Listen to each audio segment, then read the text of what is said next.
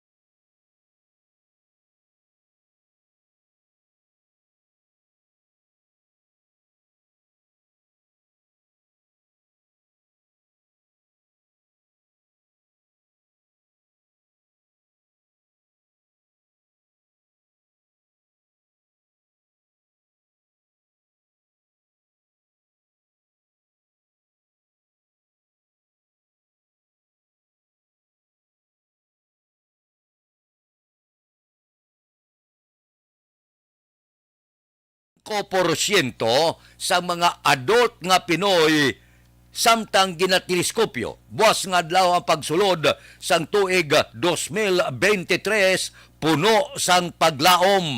Suno sa sorbe sang Social Weather Station. Amo niya ang Pinoy. Ambot silingon ang Pinoy mabato sa anuman nga mga kalalatan kag pagtilaw sa pagpangabuhi. Ang Pinoy kung matumba gabangon, wala ga surrender.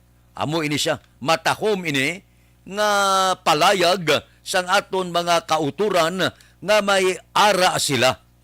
Sang pananawan maayong buwas damlag sa tuig 2023 sa sorbe nga ginpatigayon Disyembre 10 tubtob 14 didto na diskubrihan nga 73% sang mga adult nga Pinoy nagapaabot nga ang Paskwa mangin malipayon. 7% lang ang nagapalayag nga masubo. 19% ang nagapaabot nga mangin malipayon o kon masubo man ang Paskwa karon nga tuig 2022. Pero laban-laban gid may mga paglaom nga pagbukas sang tuig 2023 mangin masulhay makapaulo alibantar na ini sang ila pagpangabuhi. Siguro may nakita sila nga mga patimaan bala para sa tuig 2023. Number 1, ang posible maayo nga pag-atipan sang gobyerno nasyonal. Posible man ang maayo nga pag-atipan sa mga opisyal lokal. Kag subong man, posible nakita nila ang ila sini nga palaabuton mangin masanag. Madamo nga mga pagtilaw ang naagyan sa tuig 2022 pero sa gihapon ang pananawan masanag sa tuig 2023. Amo niya ang husto nga pananawan sang mga Pinoy. Ang aton punto diriya, wala man siyang ginagutom sa mapisan. Ang iba ng mga utod gareklamo nga kulang-kulang ang income. Ang halos tanan kulang-kulang man. Pero kung mapisan ka, ining kulang-kulang madisponian. Matabon-tabunan ina sa kapisan mo. Ang sekreto ya sang pag-uswag sang tao ang kapisan. May mga empleyado kita. Ang iban dalagko sweldo, may mga opisyal, ang iban gagmay mga job order, gagmay lang ang sweldo. Pero kung mapisan, may mga ideya na ya nga madugang-dugangan ang income. Remember, ang aton sini mga manunudlo, gaingos na sang pataas sweldo daw wala matalpangdan. Anong ginahimo nila? Gabaligya mga cosmetic, gabaligya kung ano dang madisponihan ng makadugang-dugang sa income. Amo na bla? Kung daw medyo kabos, dugang-dugang himo ka sa mga bagay na makadugang income. Ang iba naton nga mga utod yati, gaobra dulce, ang iba na gabaligya, ang iba na may mga abilidad iya nga magpanahi, baligya sang ang dugang-dugang nga income bala, ang kapisan wala iya gutom nga matabo. Gutomon ka lang kung tamaran ka. Amo na yung pagpati ko ha. Nga kung ang tao mapisan lang, hindi gid siya magutman. Tiga siling ang iban to sa kabukiran, tito wala gid, wala ani, wala tanan. Pero kung may tinipik kada nga duta sa ugsaran mo, nga hilamon mo lang ang gatubo, tamnan mo sa mga utanan nga pag-abot sang tsimpo nga daw wala kagid sinsilyo nga kuuton sa bulsa mo, may ulo-anihon ka man. May ara kada dahon kamuti. Pwede mo lang isampaw sa tinigang. May jutay kada nga langgaw kagasin sulusaw-saw mo sa sudan na. Namit pa kay utan, tanom-tanom may talong kada tanan-tanan, nga kung wala nagigkasapon, may uluot doon kada nga talong, may isulusog baka, may prituhon ka talong, amo na bla, kapisan sang tao ang kinahanglan. So, amo na nga pagmuklat naton, sapit sa uno, buwas nga adlaw, kinahanglan may mga ideya na kita. Anong himuon mo para nga madugang-dugangan ang income mo, anong himuon mo para nga daw hindi ka balagid magulugot man nga kung maalangan ka nga daw wala kagid medyos posibles ti kinalang panumdumon tanan na Pinoy tayo mo damo tayo na balaan. Ako naluoy lang ko sa pila naton ka mga utod da sa Lupwes ba nakita ko da sa una dako-dako nga tawo na subong pakilimos na sa pinsar ko lang kadako, sa mo na kadako nga lawas mo, mapakilimos ka? Wala kagid iban nga masudlan trabaho, luwas pa sa pakilimos. Galing kung magpakilimos ka, hapos lang, mahumlag ka lang palad mo, sokso ka lang gision nga bayo, ang iba na kugos ka lang bata, pagkatapos libot kada sa mga salakyan kag sa mga ilimnan kag kundiin pa nga mangayo kayo. Pero para sa akon hindi ko believe sini nga mga tao mo. Ang isa pagid na pinsaran ko nga nagpakilimos ni siya, nga kadako lawas siya, wala gini ginatipan sa pamilya ya. Wala gini siya pamilya, wala kabataan, wala tanan. Imposible na ya. Ambot silingon na kung ginpabayaan sa sang pamilya ya, something is wrong. May diferensya sa pagkatao ya. Aksyon Radio Philippine Standard Time, las 6:39. Balik ako pagkatapos ini. Pride Bar Blue, hindi lang puti, kislap puti. This is my life.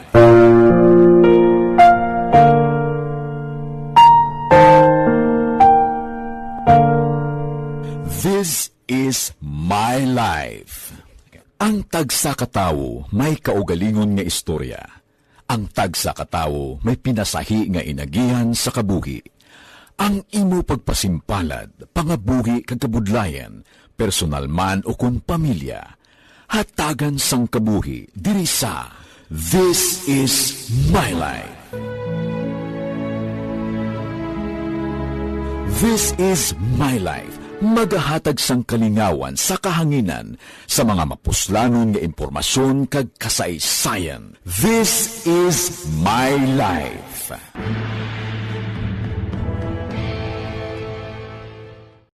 Timbangan sang katarungan. Timbangan sang katarungan. Palatuntunan sa mga individual nga nagatalakay sang ilang kabuhi, nga nakahimo sa mga butang nga may salabton sa kasuguan.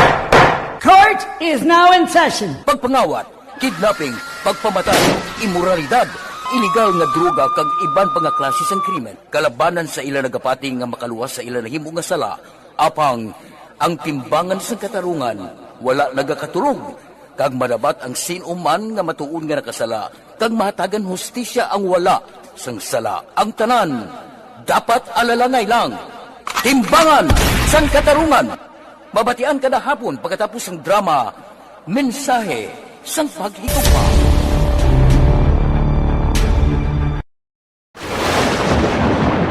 Ang elementary nga evacuation center na concern din baha man. Uy, Kasi kasi pinagamat-amat kumansaka ang tubig. Actually, ko po Yung medyo mataas na ang tubig, so ginaulat natin nga Pasuwat nga nag-trap dito or nag-transit dito sa sulod ang Mang continuous range ang nag-isang ka factor sa pagsaka at sining tubig sa subong. Ang Pilipinas sa mayroon sa early warning system para mahibaluan ang lakas ng panahon. Gani, wala sa rason nga hindi kita makapreparar karon ni rainy season. Yari ang pila ka mga action tips nga dapat mo may baluan. Kung nagapuyo sa lugar nga masami ginabaha, mag-monitor sa balita para sa anunsyo sang pag-asa sa lakas sang panahon. Isa sa pinakapos nga pamaagi para malikawan nga magsulod ang baha sa balay, among paggamit sang sandbag. Ang sandbag ang isa kasako nga may unod nga balas nga pwede ibutang sa pertahan upon ginaagyan sang tubig para temporaryo nga makontrol ang pagsulod sang tubig sa inyong nga balay. Antes naman ng rainy season, dapat nakapreparar ka na sang pagkaon, flashlight, pito, kandila, hygiene kit, power bank, transistor radio, importante nga mga dokumento kag iban pa nga kinahanglanon. Ini ang dapat isulod sa go bag nga dapat ibutang sa isa ka lugar nga mapus kuhaon sa tion nga kinahanglan nga mag-evacuate. Sa tion sa pagbaha dapat butangan sang tape ang saksakan sang mga outlet kag ibutang sa mataas nga mga lugar ang appliances. Kunyara sa evacuation center, dapat man nga ipatuman ang minimum health protocol, face mask, face shield kag social distancing batok sa COVID. Sa panahon sa tigululan, dapat man proteksyonan ang ikaayong lawas batok sa pila ka mga masakit, kang isang dengue, leptospirosis, cholera, typhoid fever, hepatitis A. Nagpanugyan man ang DOH kay pabili ng proper hygiene kay pag-inom sang limpyo nga tubig. Lutuon sang gusto ang pagkaon para malikawan ang contamination. Maghugas sang kamot antes kag pagkatapos ang kaon kag matapos nga mag-usar sang banyo. Likawan man ang Gintunga ginila ang 521 milyones nga jackpot sa luto. Dua ang nagjackpot, amak mo. Tungaon mo ang 521 milyones. Sobra 250 milyones kada isa. Pagbugtaw nila sa pizza 1, milyonaryo na. Aksyon Radio Philippine Standard Time las 6:44 ang 31 pagkatungang gabi masinagabong na ang palupok. Subong suno sa report 41 pa lang ang nakarigod biktima sang palupok. Samtang nagapahanumdom kita sa aton mga kauturan pulupong gigid ang kaugalingon ninyo. Kung may palupok din man inablang gina-regulate sa aton gobyerno ang inatugutan nga baklon. Hindi kita magbakal sining mga illegal nga ginatago lang kag sikrito ginabaligya nga daw mga balde kadlagko ako maglupok sa gauyog pati building. Hindi gid kuidaho gid likaw kita disgrasya. Ang tanan nga mga hospital subong ginpaidalom na sa code white bilang preparasyon sa insidente may angot sa pagsugalaw sang bag-ong tuig. Ako ya ginapangamuyo ko gid nga wala sang mahalitan. Labi na gid ang mga kabataan. Kabataan niya wala ginaya ay sos ang pinsares na iya kung makapalupok sa enjoy siya. kung magsirit na namitan siya. Wala siya galantaw kung ano nga disgrasya ang matabo. So, ginikanan, hindi gid pagtuguti nga ang kabataan isahanon nga magapalupok. I-guide gid, no? Ako yung ginabantayan ko gina. Wala ko yung bakal palupok, mga pulo pasirit lang. Bisan pasirit gani, ginabantayan mo kay basi ko maghampang sila, kagasirit, kag itoslok sa matabla, sang pariho ya, nga kabataan, disgrasya man gyapon. So, bantayan gid. Tagaay gid chimpo. Ibaw, kayong iba niya kay makainom gani, pag huloy sang mata, wala na. Gainta-inta man sa kabataan pulo palupok, ang disgrasya gid amo nang nagakatabo kon hubog na. Gapanigarilyo, sindihan niya ang palupok. Ipilak niya sigarilyo, ang palupok, bilin sa kamot. Paglupok, tabog ang tudlo. Wala nagapanghibalo kay mati puno na alkohol ang ulo. Halong-halong gid, no? Bao, kabudlayo. Inang magbugtaw tabala, pagbangon mo, pagtangla mo sa langit, pagpangamuyo mo, salamat sa bagong kabuhi sa tuig 2023. Pero kung madisgrasya ka, ay abaw. Hindi lang kinagaantos ang madisgrasya, magaantos pang bulsa mo sa bayad sa ospital. Amo nang ibakal nyo na lang pagkawon. Kung may pulupalupok kag hindi gid ba mapunggan nga magpulupalupok, pulupasirit, siguruha lang nga ginabakal mo nga palupok, hindi tuman nga makahalit. Pananglitan gid man, may disgrasya nga matabo. Aksyon Radio Philippine Standard Time, lasay 47 na. Ang masunod nga balita kag isyu idulong sa aton sang Santon Plus Erba nga habon. Kamusta na ang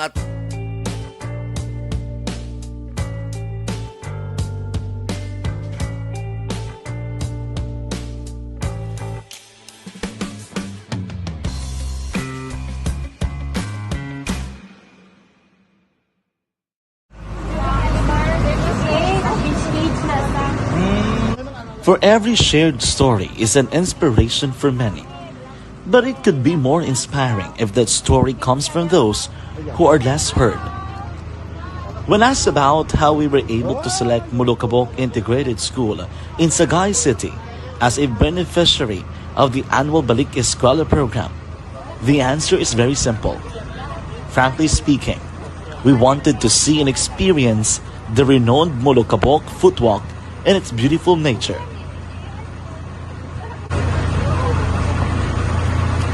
Upon entering the school, we were welcomed by beautiful si Mayor Albi Benitez. Ini nga pasalig, bantayan ta. Nami, giman mo, ang Bacolod, malagpad ning aton mga dalan. Galing kay manti, ginaokupar mo. May lagalis mo nga dalan lakson, doging kakas na. Ang mga nagapark na salakyan. Kagdamo pa di sa mga kalye, nga kundi ang ilang negosyo, daman ipak sa lakyan nila, piyak pa. Kunawanan tani, porti katawhay sang syudad sa Bacolod. Kung makakasta ining mga salawayon, ang iban ganing establishmento komersyal, kita nyo da? Ang ilang mga motor kag baligyaran las dalan, da nila gina-display, hindi niya pwede.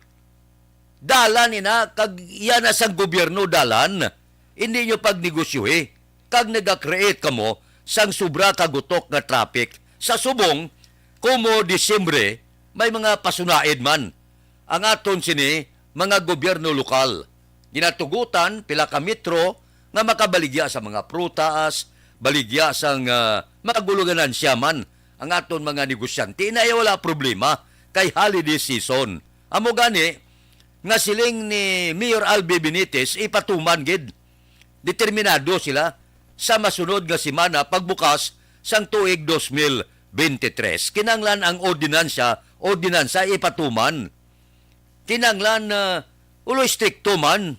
Kag daw ang buot silingon bla, kung gapatuman ka, ipatuman mo.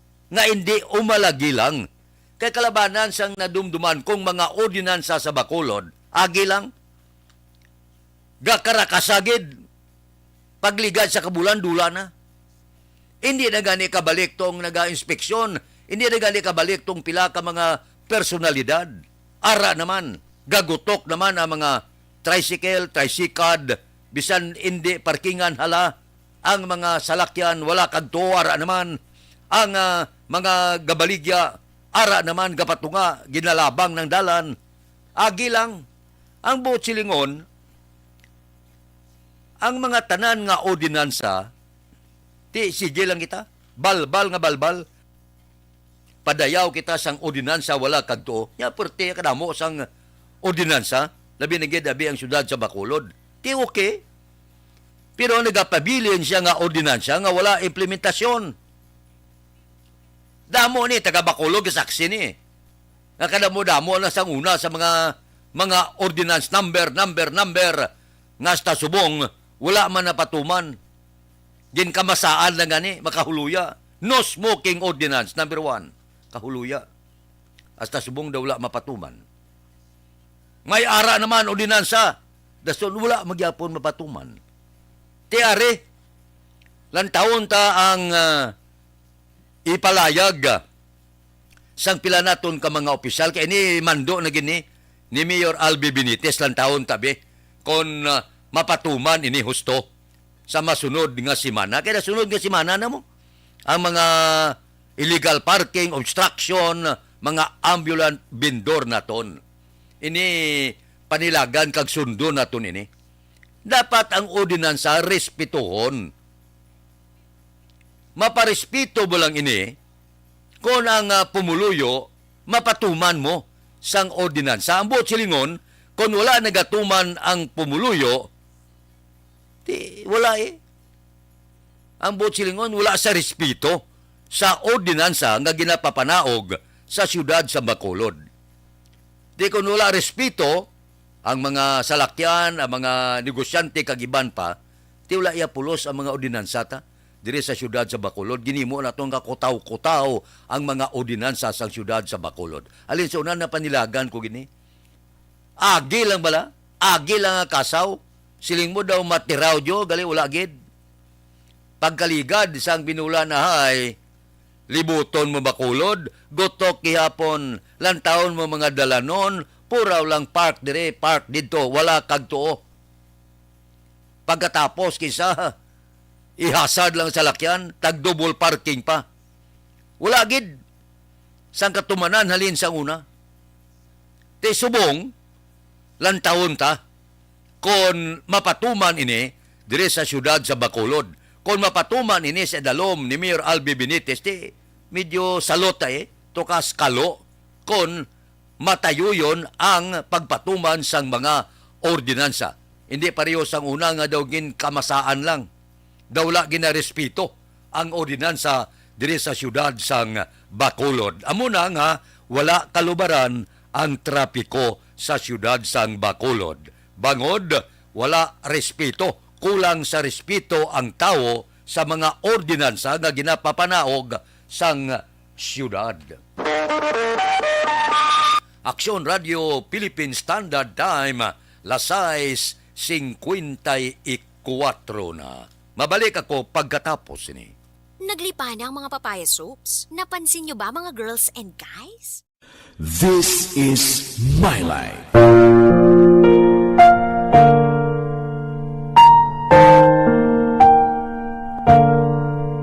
This is My Life. Ang tagsakatawo may kaugalingon nga istorya. Ang tagsakatawo may pinasahi nga inagihan sa kabuhi.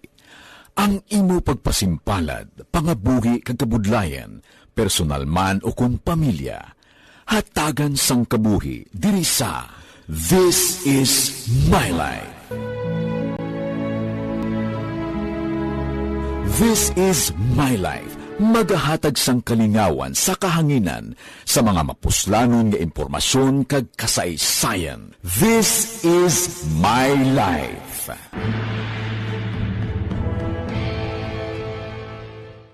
Timbangan sang katarungan. Timbangan sang katarungan. Panatuntunan sa mga individual nga nagatalakay sang ilang kabuhi nga nakahimo sa mga butang nga may salabton sa kasuguan.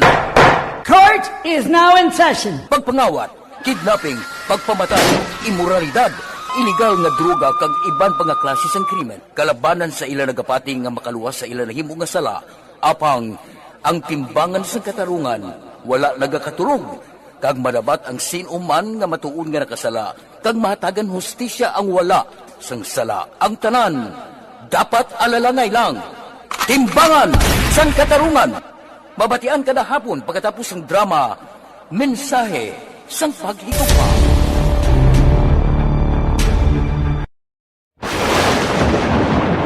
Ang elementary nga evacuation center na concern din baha man. Uy. Kaya Kaya pinagaman-amat evacuation pumansaka ang tubig. Actually, ikaw po Hindi medyo mataas na ang tubig. So, ulat natin nga basic para nga ng traffic to or nag-transit dito sa sulod, ang Mang continuous rain ang isang good sa factor sa pagsaka at sining tubig sa subong.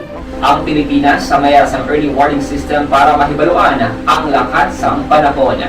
Gani, wala sang rason nga hindi kita makapreparar karon ni rainy season. Yari ang pila ka mga action tips nga dapat mo may baluan. Kung nagapuyo sa lugar nga masabi ginabaha, mag-monitor sa balita para sa anunsyo sang pag-asa sa lakat sang panahon. Isa sa pinakapos nga pamaagi para malikawan nga magsulod ang baha sa balay, among paggamit sang sandbag. Ang sandbag ang isa ka sako nga may unod nga balas nga pwede ibutang sa pertahan o kung ginaagyan sang tubig para temporaryo nga makontrol ang pagsulod sang tubig sa inyong nga balay. Antes naman ng rainy season, dapat nakapreparar ka na sang pagkaon, flashlight, pito, kandila, hygiene kit, power bank, transistor radio, importante nga mga dokumento kag iban pa nga kinahanglanon. Ini ang dapat isulod sa go bag nga dapat ibutang sa isa ka lugar nga mapus kuhaon sa tion nga kinahanglan nga mag-evacuate. Sa tion sa pagbaha dapat butangan sang tape ang saksakan sang mga outlet kag ibutang sa mataas nga mga lugar ang appliances. Kunyara sa evacuation center, dapat man nga ipatuman ang minimum health protocol, face mask, face shield kag social distancing batok sa COVID. Sa panahon sa tig-ululan, dapat man proteksyonan ang ikaayong lawas batok sa bilang mga masakit. Kang isang dengue, leptospirosis, cholera, typhoid fever, hepatitis A. Nagpanugyan man ang DOH kay pabili ng proper hygiene kag pag-inom sang limpyo nga tubig. Lutuon sang Ti close friend ya gid si Tagoy, no? So nagaunong sa sakalisod. Condolences ko no sa pamilya ni Tagoy nga nagtaliwan. Thank you gida kay Maria Morina. Aksyon Radio Philippine Standard Time lasay 58 na standby na sa aton Aksyon Balita Morning Edition upod kita. Kay Aksyon Boy Duran kag Aksyon Dorel Cabato. Aksyon Fred Salanga, una sa balita, una sa aksyon sa Bacolod. Aksyon Radio. Aksyon Radio.